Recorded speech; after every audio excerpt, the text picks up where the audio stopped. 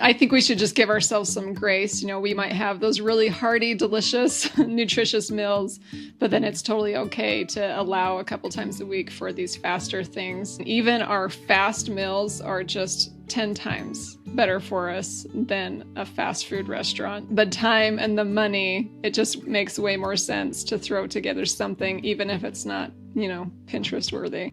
My name is Lisa, mother of 8 and creator of the blog and YouTube channel Farmhouse on Boone. Join me as I share with you my love for creating a handmade home from scratch cooking and a little mom and entrepreneur life along the way.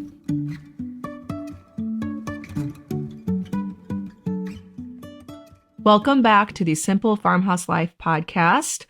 I had the opportunity last October to go to my friend Cami from Tidbits, the blog, the YouTube channel. She has a podcast.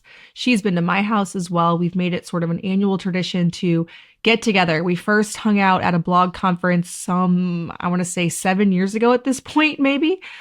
And she shares on her channel a lot of practical homemaking tips. And one that she did somewhat recently or last year inspired this episode idea. She shared her family's fast food meals. So the ones that you make when you have maybe nothing thawed out. And I found it really inspiring. There were some things that I hadn't thought of to make for our own family in those situations. So we're going to talk about that today. As it's the new year, a lot of you are probably thinking about cooking more healthy, but maybe overwhelmed with that. This will be a very helpful episode for you because even though we go into the year with really good intentions, sometimes it's a moment of weakness when we don't have something perfectly thought out that we end up going back to maybe what we're used to making, something faster, easier.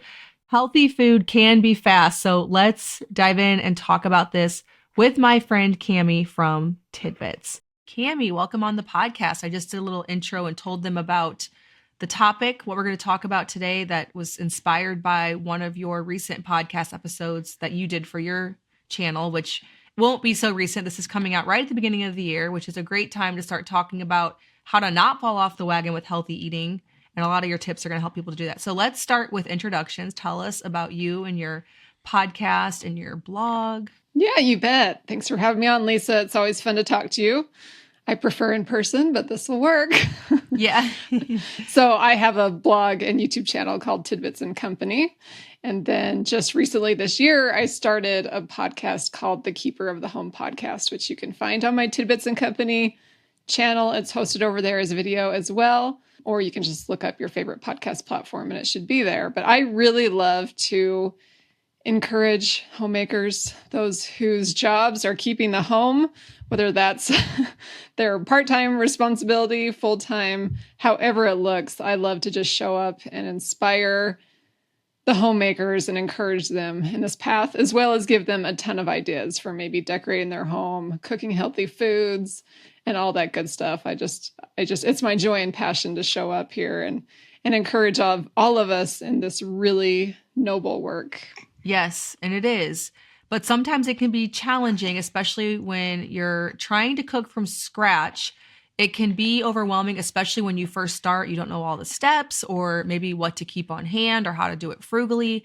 And I feel like you do a really good job of that and you share a lot of that. So let's dive into some of that. Like the topic today is how to get food on the table really fast whenever you don't have maybe something already planned or something thought out. I know you're a big planner, but there are times, I'm sure, when there's 3 meals a day every single day, especially for, you have 4 kids, I have 8 kids. There's just a lot of people depending on us. It can be hard, as soon as you finish breakfast, you got to start lunch again.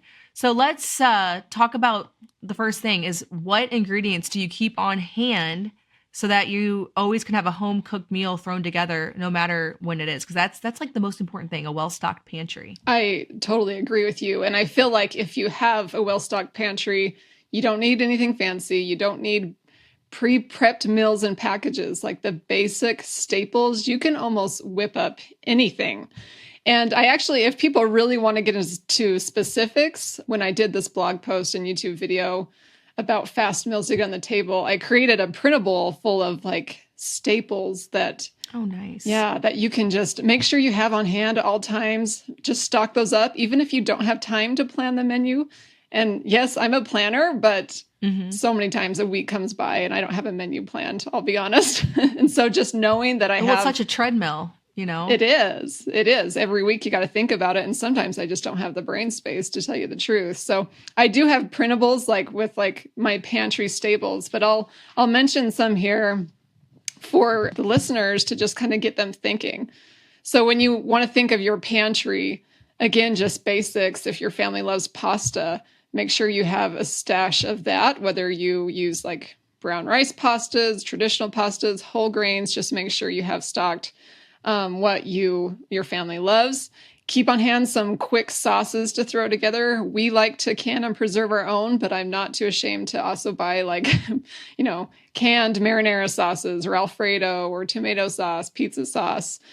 Definitely, we keep a lot of canned tomato products. Those can be turned into almost anything so quickly. Canned beans. We love to have like spreads like peanut butter, tahini, almond butter.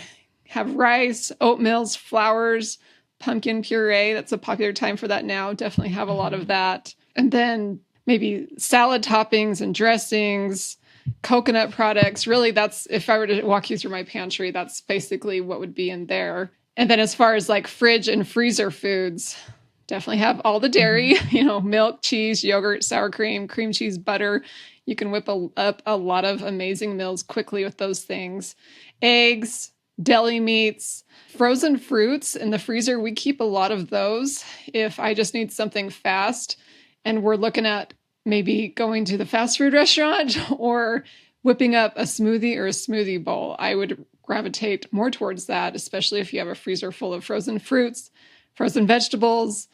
We keep a ton of frozen beef, frozen chicken, even like frozen bread. If you have like tortillas in the freezer that are frozen, those can be made into a lot of things. English muffins, homemade bread, I just slice and put in the freezer. I love to keep like frozen ravioli and tortellini in the freezer. Go to Trader Joe's and really stock up on those. And then you can make a meal quickly out of those. But then, of course, you want your fresh foods. And that's really what I do any weekly grocery shopping for, is just to grab some of those fresh foods like the produce, fruits and veggies, and those kind of things. But honestly, like you mentioned, if you just have pantry staples, you can make a lot of great things fast. Yeah, you can. And the things you mentioned, very few of them are going to expire. Like you said, like your fresh food you're shopping for every single week. But a lot of the things that you mentioned, you can stock up and bulk buy and not worry about it going bad, because other than like the fresh milk, everything you mentioned was pretty much frozen or canned or, preserved in some way, some natural, healthy way, so that you always have those. And then you can add in the fresh things. And if you don't make it to the grocery store, you can actually just live off of the things you mentioned. Another thing I would say is keeping a lot of like root vegetable type things like carrots, garlic, onion, potatoes. Those don't go bad fast at all. So if you buy a whole bunch of those, you have them. Even if you, failed to get to the store and got something fresh, you can just do like a meat and potato, maybe like a sauerkraut for the side for something fresh that's naturally preserved for a side. Yes, I totally agree. And you do this well as well on your YouTube channel. Those are your main ingredients that you're cooking with, and our kitchen functions much the same. And it's such peace of mind knowing that you have these foods stored away and they can last for several months, and you can whip up something fast, even though, and you mentioned someone new to this homemaking gig, that might feel intimidating to just be like, what do I do with all these ingredients? I'm used to like packaged meals, microwave meals, freezer meals. Like, what do I do? And there is a bit of a learning curve, but if you just stay super basic, I think it's very possible for anyone to learn how to do. I want to interrupt this episode really quick to tell you about a sponsor that I love, Azure Standard.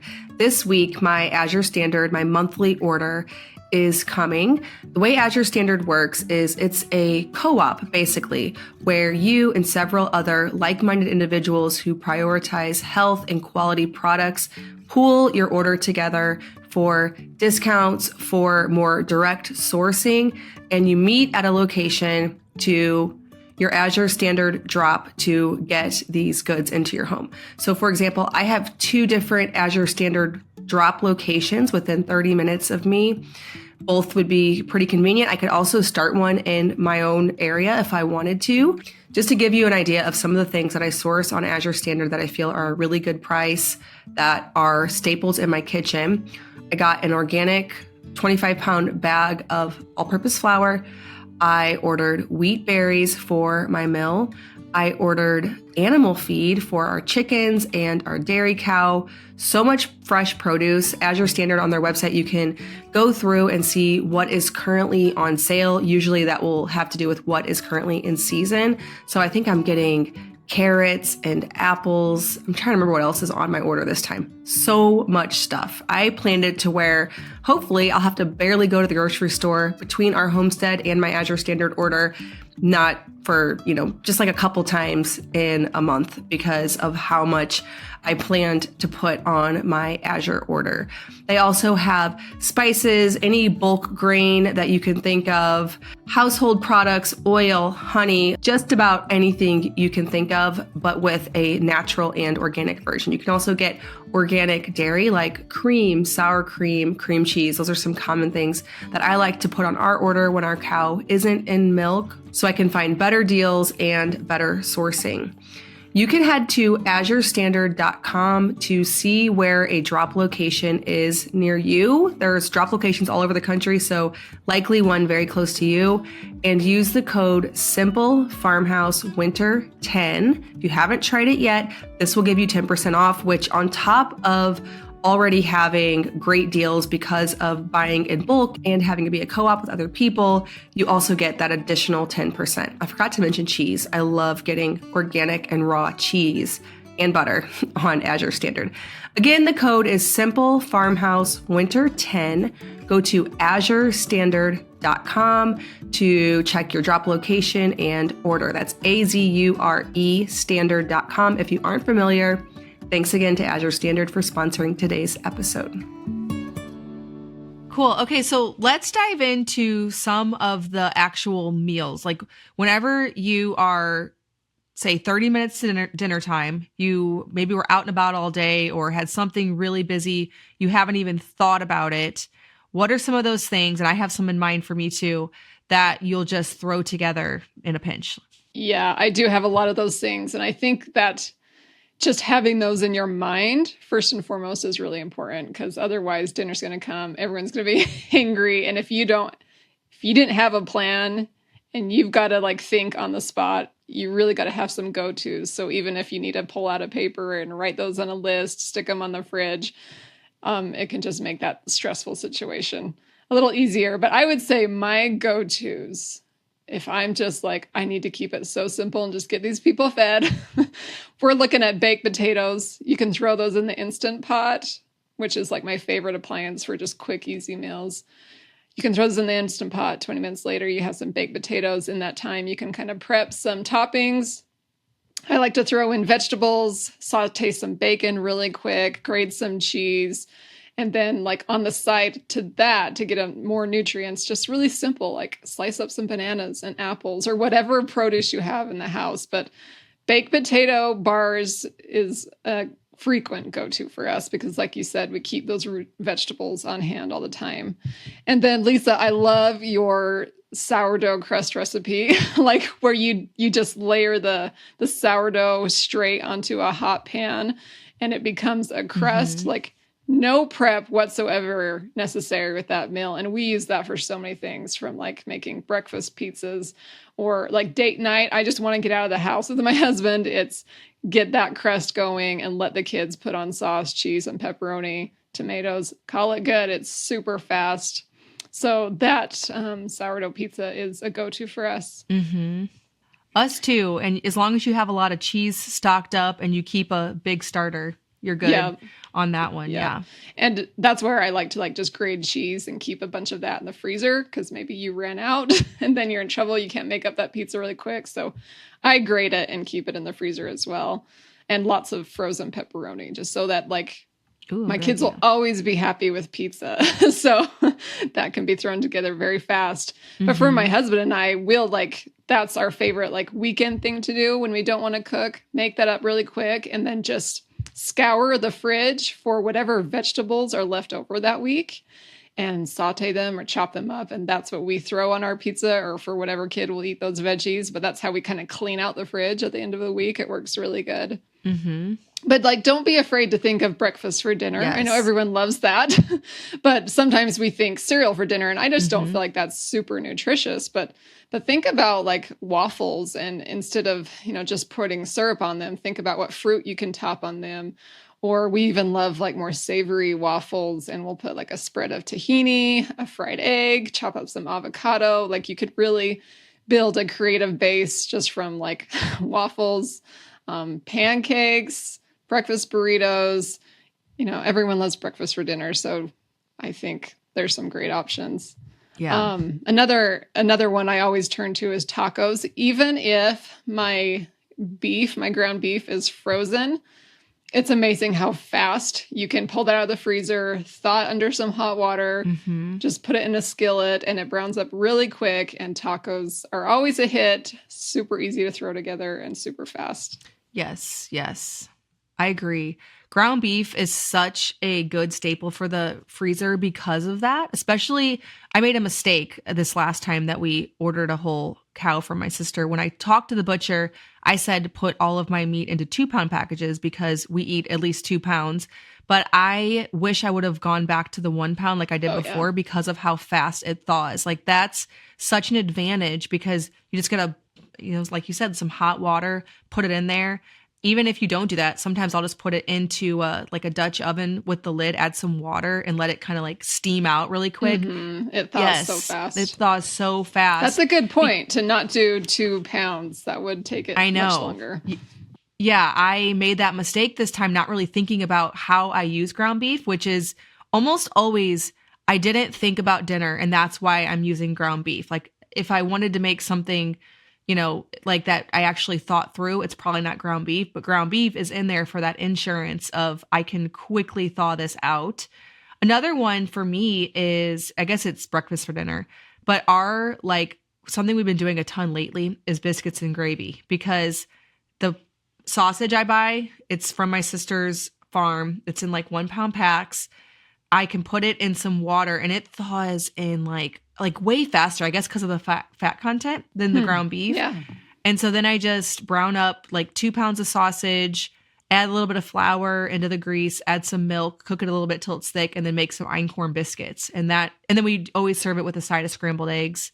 If you have avocado, that's another good thing to make a little bit more freshness. But that's a really good fast food meal. When I've thought of nothing, I can always do that. That's a great idea. So when you do those biscuits, so normally, ideally, you would long ferment your biscuits. Are you not worrying about that? You're just pulling the discard and making the biscuits really fast? So whenever I'm doing the really fast biscuits, which is what I do most of the time, just because it's usually something I'm doing because I forgot, I'll just do einkorn flour. So at least it's an ancient grain because there's no time for sourdough. So yeah, usually it's just fast, but einkorn. So I'm it's still a lot better, a lot more nutritious. There's no preservatives, it's still definitely way better than going to get something, but it's not, perfect.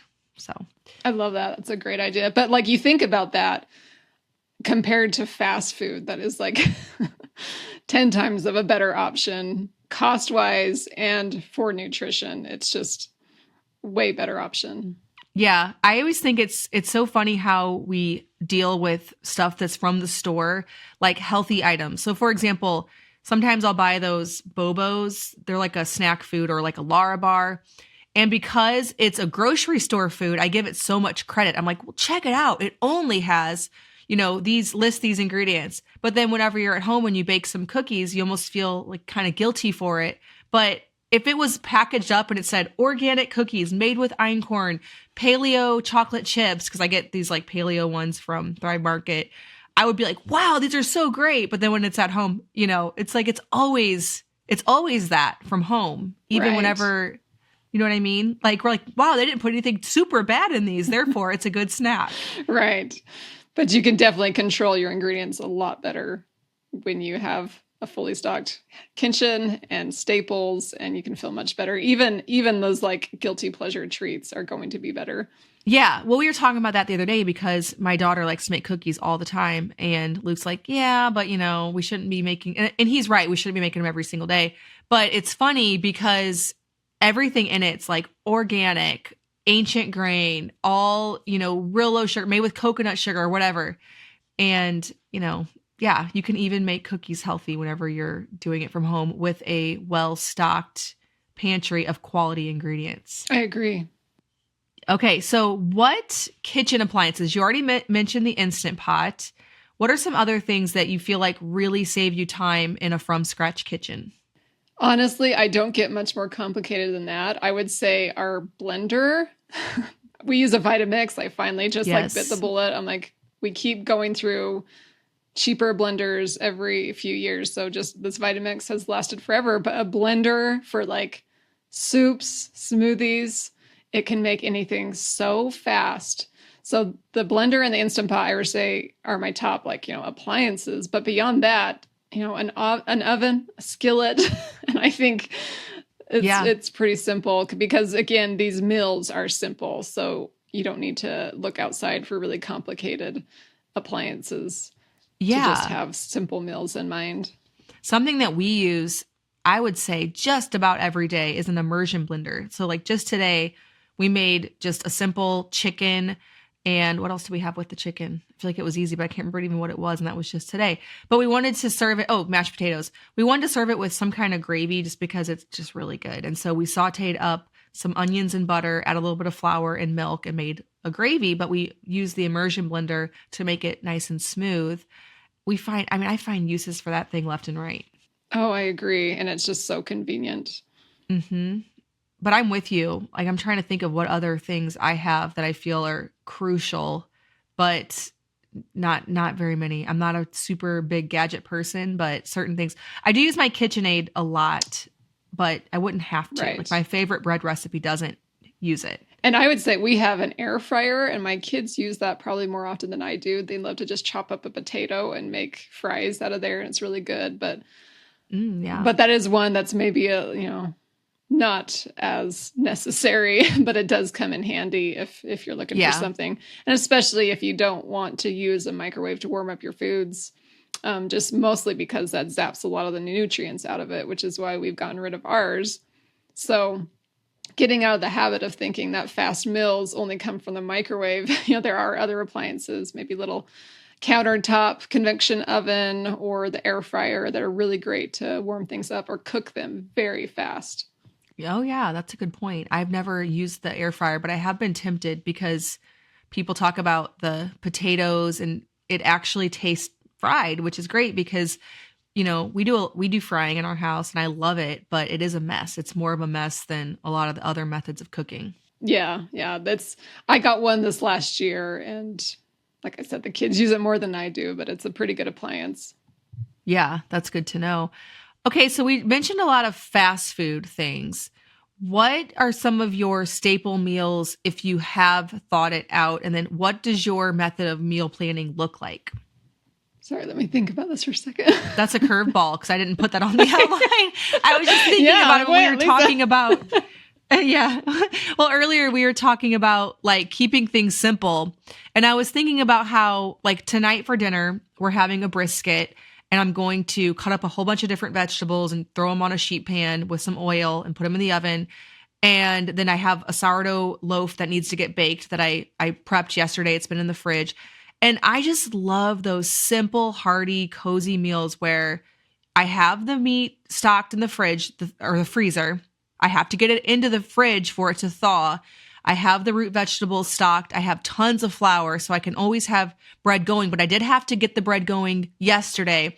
And I find that if I'm in that routine of bringing meat in from the freezer, getting my bread going, I can always do a very simple meal. Though I put the brisket in today before lunchtime, very little time is required of me to pull this meal together. It just needs to have like some forethought or at least routine. So like in the routine of making bread and having that ready to bake pretty often. I'm in the routine of having a brisket thawed out so that it doesn't require much thought or effort because it's just, meat, vegetables, and bread. It's very simple. It just takes like a little bit of a routine of, you know what I mean? Yeah. Like keeping those things going, like thawed and made. Yeah. And I would say we're the same way. Our meals usually consist of meat, a side dish, a salad, or a steamed veggie or sheet pan veggies, and then some kind of bread. So those are like usually the things that we go to, or when I haven't planned, I know that I can like think in the morning, maybe throw this in the Instant Pot at 2 or 3 and make sure it's done. So if I have some time, those little things are great to happen, but you don't actually need a lot of time to actually be in the kitchen for those things. Yeah. So there is those two kind of worlds. Like you need to throw something together in a half an hour because you haven't thought about it, or do some quick prep earlier in the day, and then you're going to have an awesome meal for dinner that night. But I would say, like, especially this time of year, I'm making soups probably 3 times a week, because it's just chop up a few things, either put in the Instant Pot or on the stove top. But soups, salads, sandwiches, all those things. Like if I'm thinking ahead, those are my favorite things to plan. Yeah. It's funny too, with the meals we're talking about, they require probably less time of your active work than the ones that we even mentioned in the fast food scenario. It's just those like kitchen routines that you get yourself in. And for me personally too, like we have to be home a lot for that. Like if we're ever out for 3 days in a row, say, we have co-op, like on Fridays, we have a homeschool co-op every other Friday. Sometimes we have plans on Saturday. We usually go out to families on Sunday. And when I get out of that routine, it's like grinding halt, like on Monday, wait, I have nothing. I haven't been in my kitchen stretching and folding, not much time, but just kind of a ongoing process of keeping the kitchen running that I miss out on whenever we don't kind of center on home. And that's when I find myself pulling some of these more quick, fast things that we were talking about earlier. Yeah, I love that. And I think we should just give ourselves some grace. We might have those really hearty, delicious, nutritious meals, but then it's totally okay to allow a couple times a week for these faster things. In fact, I think about when I grew up, I think my mom made one home cooked meal maybe a week. Really? So the rest of them, were like convenience meals. And so I think about how much I've grown in that aspect. And even our fast meals are just 10 times better for us than a fast food restaurant. And for us, like, you've seen where we live, a fast food is not that close. So if we're considering going to get some fast that's food, not fast at all. It's going to take us, it's going to take us longer to drive there. It's going to cost way more because we have teenagers now and they're not okay with sharing a kid's meal. They're ordering off the adult menu. Not. Yeah. So like the time and the money, it just makes way more sense to throw together something, even if it's not, Pinterest worthy. I know. I think that's the problem too, is we've gotten in, and I do it myself too. Like I have elaborate different kinds of recipes on my blog even. And most of the time I just fall back to these very basics. Like they're very fun. I like making them. It's fun for a special day or week or whatever, or maybe even like a party, you put together something nice. But for the most part, I'm just sticking with these basics. And so I think whenever you aren't in that routine, cooking seems very overwhelming, and cooking from scratch does. But what we're saying is a lot of this from scratch cooking isn't even any more time consuming, like my sister and I, we were talking about this the other day because she was sending her kids out for something and she had to make them sandwiches, and she took a picture of like 20, not 20. It was a lot of sandwiches lined up. And she was like, people always ask me why I don't just make something easy like sandwiches. She's like, this is why, because throwing in a roast and potatoes and carrots into the oven, drizzle it with some olive oil and some salt, that's easier. You can't even argue that that's not easier. So it doesn't have to be so complicated cooking from scratch. Yeah. And that's a huge mental shift that I kind of think we grow into as homemakers, and realize that. And plus there's a benefit if you can have extra, you got some leftovers, you're not going to necessarily have leftover sandwiches, but if you make a bigger roast or a bigger chicken that day, then you're going to have something to pull the next day. And so getting into those routines, knowing how much your family eats, it can really work out, like you said, way better than, making 3 boxes of macaroni and cheese or sandwiches and those kind of things that we might fall back on as a society. Yeah. Yeah. I think too, like when you mentioned that you didn't really grow up this way. I think that was the first generation, possibly, maybe even my grandma's generation, that they kind of believed and were maybe marketed to that cooking is just so hard, so time consuming. Like my grandma, when she cooked from scratch, it was like when she made a chicken pot pie, it was a can of veg all, a can of chicken, and a thing like one of those pop open things of biscuits and a can of cream of mushroom soup. Because that's, she was born in the 30s. And I think it was like the first, I don't know, like when she was a young mom in the 50s, that's when it was kind of like, yeah, but you don't want to be stuck in the kitchen all day. And we had this mindset that I think we're still kind of coming out of, that this is so much easier. You will liberate all of your time if you don't cook from scratch. And it's like, actually making a chicken pot pie, throw a chicken in the oven. Yeah, it's a bit more time consuming, but not a lot of the meals we're talking about just actually aren't. Right. And I think we're actually seeing, health-wise, the ramifications of that lifestyle. And I think that's why so many in our generation are saying, like, we can't live like this. This isn't working for us as a people. And so, I can see like someone that just isn't used to spending this much time in the kitchen as perhaps you and I do. I can see it just feeling super daunting. But like once you reap the benefits of this lifestyle, you recognize that it's worth it to teach the next generation how to cook from scratch, like real food. It's worth it for your health. You're going to feel so much better. And I often think now that I have teenagers, like, when I went to college, it was ramen noodles, cream of wheat, like lived off of crap. And I felt like crap all the time. And I really want to teach the next generation.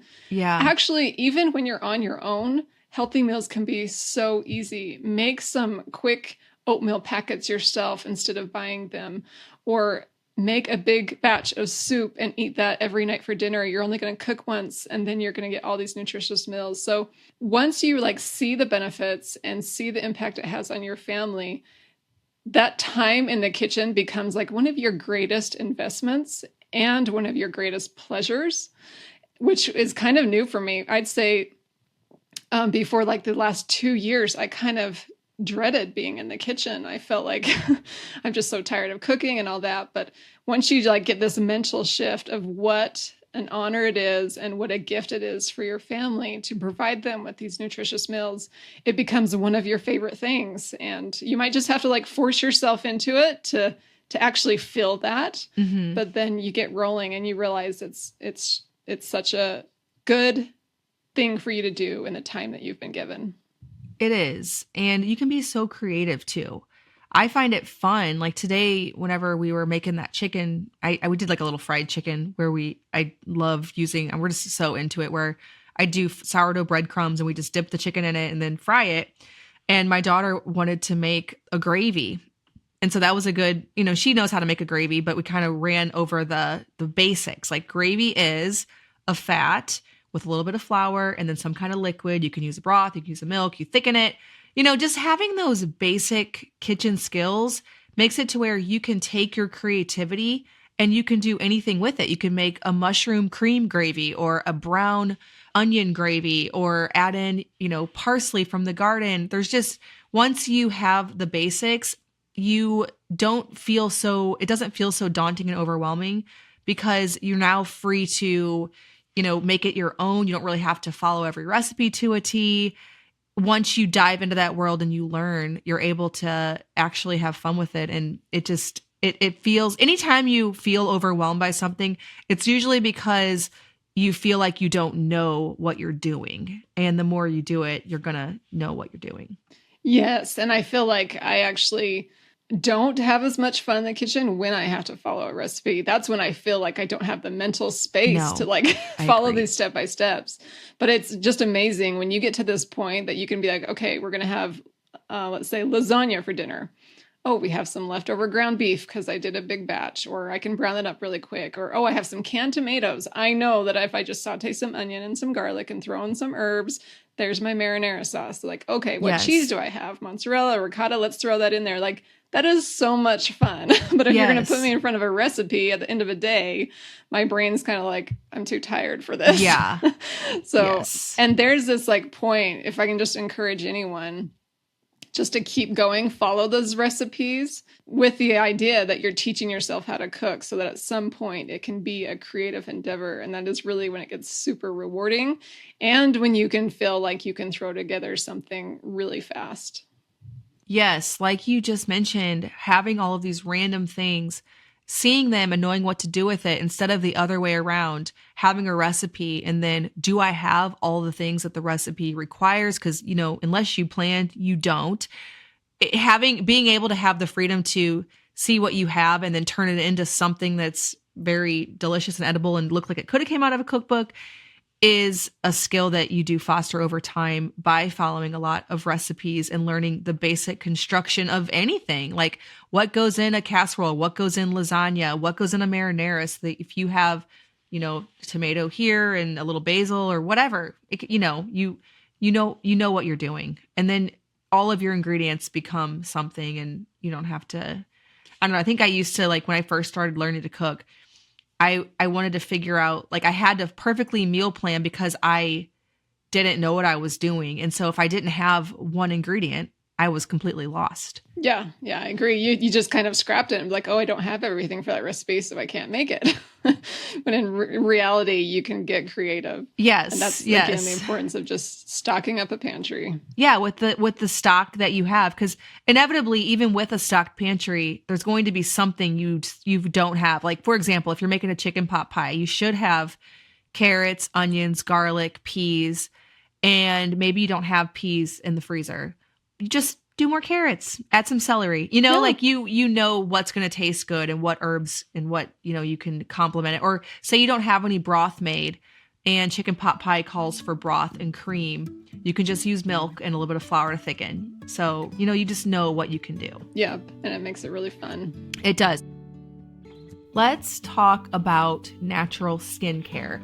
As a lot of us are trying to clean out our houses, our diets, skincare is something that is also really important because our skin is our body's largest organ, and what goes on the skin does actually make its way in and affect our health. So it's important to choose quality, but one problem I've had over the years with natural skincare companies or DIYs, I've tried making my own lip balms, face serums, cleansers. They're great, but they don't have the same effectiveness as the drugstore or the department store brands that are full of chemicals and things I don't want in my body.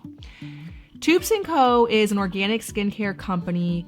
It's a small company that uses all natural ingredients. So for example, I have this tallow balm sitting here on my desk or my dresser, which is my desk for the day, that is made from grass-fed tallow, virgin olive oil, essential oils, and that's it.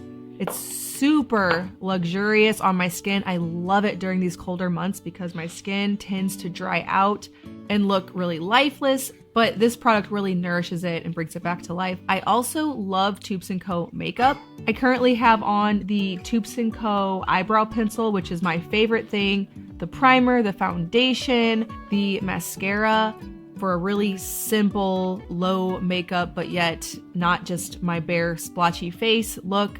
I love Tubes & Co. makeup. It doesn't feel like I'm buying a healthy brand. It feels like really nice makeup that also happens to have extremely clean ingredients. You can check out Tubes & Co. and use the code FARMHOUSE for 10% off over at tubesandco.com. That's TOUPS and co.com. Again, don't forget to use the code FARMHOUSE for 10% off your order. Okay, we have a few audience questions specifically from moms, maybe moms of littles, who wonder What are your meal prep tips when you're interrupted a lot by kids? Let's see here. Tips for things you can do to make cooking for a big family less stressful. It just feels like kids are always interrupting. What's your tips for that? Boy, yeah. I think we all know and can relate to that mother's anxieties there, because it can be stressful when you get interrupted. I would just say, like, do as much prep work in the quiet moments that you have. Like you said, if you know you're going to have a roast chicken, get it seasoned when they're taking a nap or when you just have a minute, and then have some game plan of something that they can do to entertain themselves. But I would just say also, like, avoid, if you can, those time sensitive meals. Like, don't get so fancy that you know that you're going to have to be standing over the stove, stirring this consistently. Yes. Like, if a recipe or a meal is just too intensive and you don't have time that day, don't make it. Find something else that you can throw together very quickly. And then I know a lot of people use this coping skill for this lifestyle is like, make freezer meals.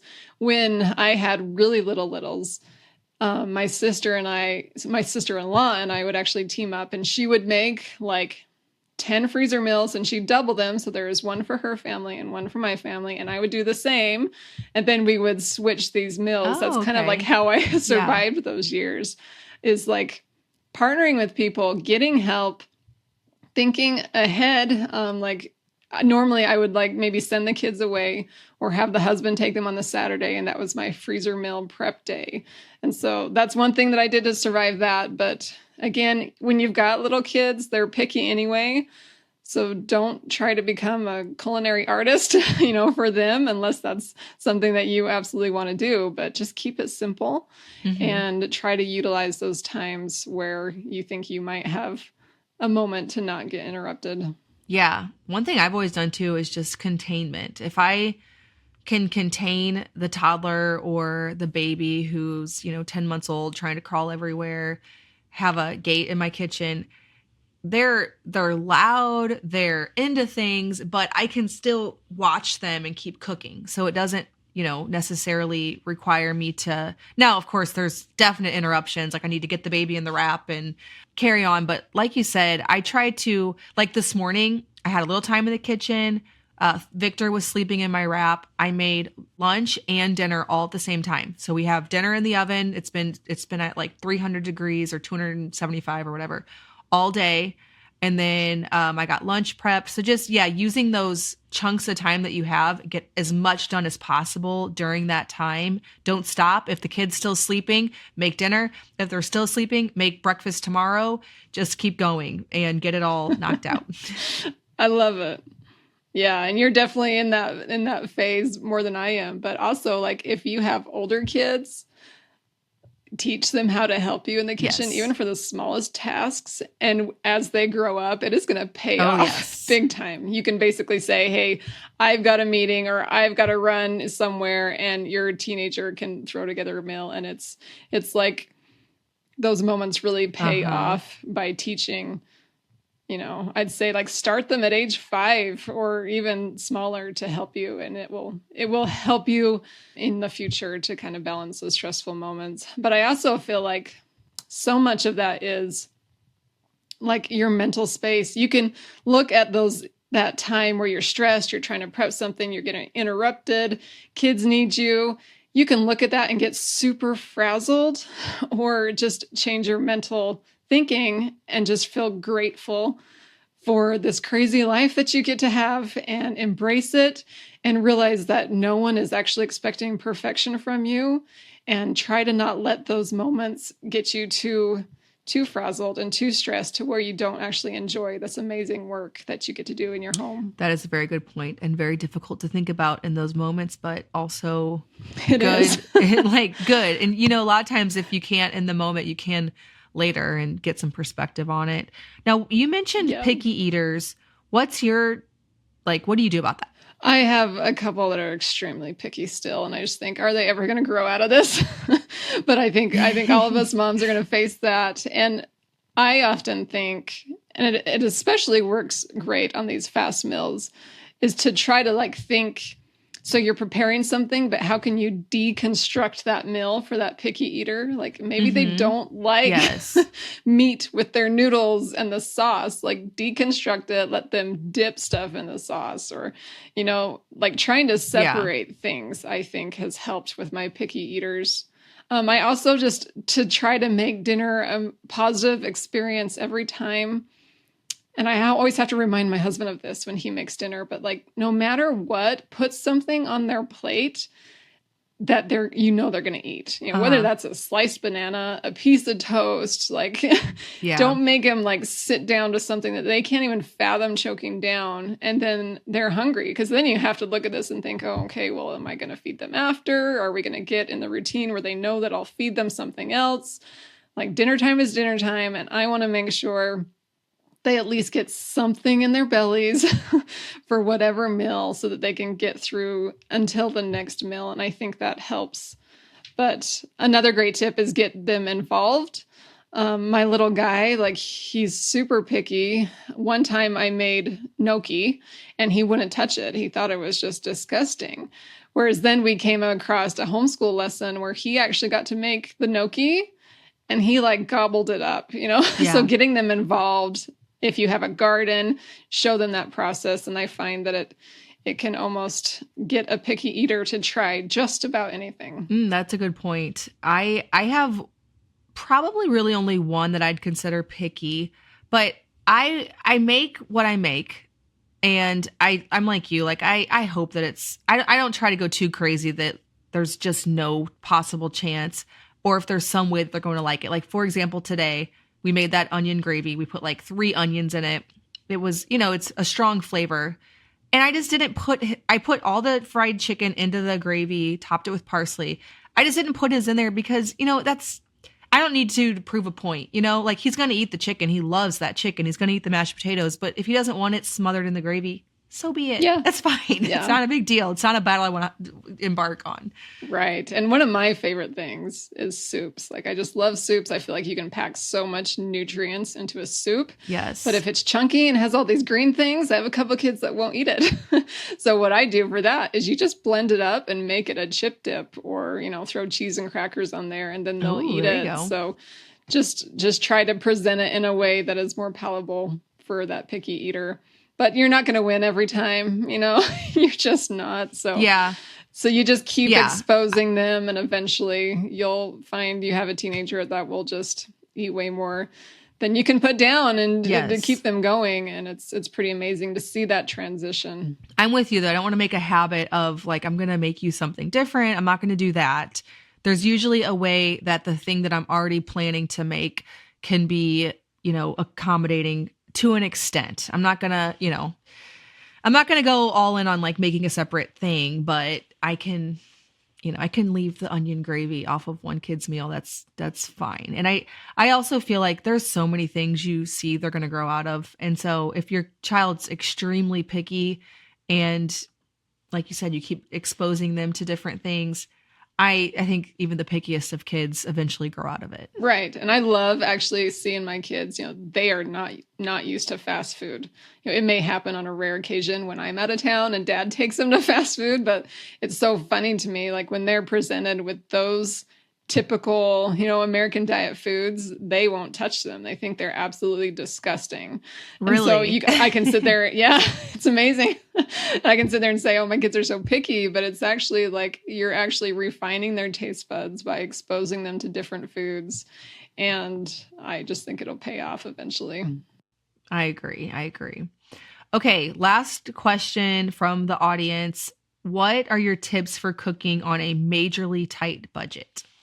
Well, I think this whole episode was for them because that is such an issue right now. Food prices are just crazy. And honestly, like going back to the staples and buying in bulk is how we're getting through this time. I can take them out to a restaurant and spend probably up to $100 versus if I just gather the staples that I've bought in bulk, I can put a meal on the table for probably like $10 for all of us. It's just incredible. So definitely buying in bulk. Yeah. You can even afford to buy in bulk and buying organic. if you're considering the cost of Yeah. like, do I run to the fast food restaurant or do we buy more convenience foods? Once you do the numbers and see it actually work out in your bank account, you can afford to buy nice, high quality organic foods from somewhere like Azure Standard and still see savings when you learn how to cook with this just staples, basic, real ingredients kind of method. So I just really don't know any other way but to just try to stay in that lane. And I think you'll see that it pays off. Yeah, I agree. I think, these staples, of course, if your budget's so tight, there are staples that are cheaper than other staples, like certain proteins, ground beef, I think, right, is a lot cheaper than a chicken breast, and eggs is a really cheap protein source. So, you can break it down. But I think for most people, even just switching to buying all staples is going to be enough to really make a big difference.